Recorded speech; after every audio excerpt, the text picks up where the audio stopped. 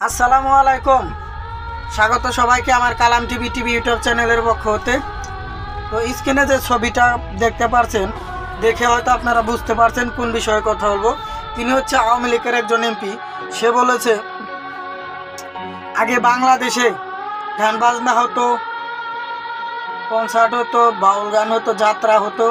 এগুলোর মাধ্যমে সমাজে নাকি শান্তি আসতো এবং মিলবন্ধন সৃষ্টি হতো। আর এখন সেই জায়গা ওয়াজ মাহফিল দখল করেছে এবং ওয়াজ মাহফিল দখল করে নাকি সমাজে বিবাদ সৃষ্টি করতেছে, মানুষকে ধর্মান্তরিত করতেছে। আপনাদের কাছে প্রশ্ন, ওয়াজ মাহফিলের মাধ্যমে সমাজে শান্তি আসে নাকি গান বাজনার মাধ্যমে শান্তি আসে? ওয়াজ মাহফিলের মাধ্যমে মিলবন্ধন সৃষ্টি হয় নাকি নোংরা গান বাজনার মাধ্যমে মিলবন্ধন সৃষ্টি হয়? তো এটা বড় দুঃখের ব্যাপার যে এমপিরাও আজকে আমাদের বাংলাদেশের এমপি আসলেই তাদের যোগ্যতা নেই।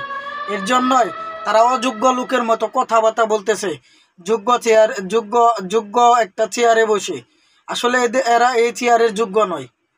কি করে বলতে পারে 95% মুসলমানের দেশে মানুষ এক ওয়াক্ত পড়ি, আমরা 2 ওয়াক্ত নামাজ পড়ি, কিন্তু ইসলামরে আমরা ভালোবাসি, আলেম ওলামা ভালোবাসি। ওয়াজ মাহফিল হচ্ছে দুনিয়ার বুকে জান্নাতের বাগান একমাত্র, আর আপনি সেই ওয়াজ মাহফিলের কথা খারাপ বলেন।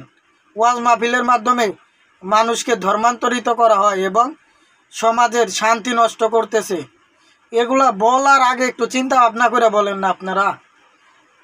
আশা করি আপনি আপনার ভুল বুঝতে পারবেন, কারণ আপনাদের এই সমস্ত কার্যক্রমের জন্যই আজকে আওয়ামী লীগ সরকার এবং আওয়ামী লীগের দুর্নাম হচ্ছে। তো কথা বলার আগে অবশ্যই একটু ভেবে বলবেন। আর যারা আমার ভয়েসটা শুনছেন তারা অবশ্যই কমেন্ট বক্সে জানাবেন আমার কথায় কোনো ভুল ত্রুটি থাকলে আপনারা ধরিয়ে দিবেন। ভালো থাকবেন সবাই। আসসালামু আলাইকুম।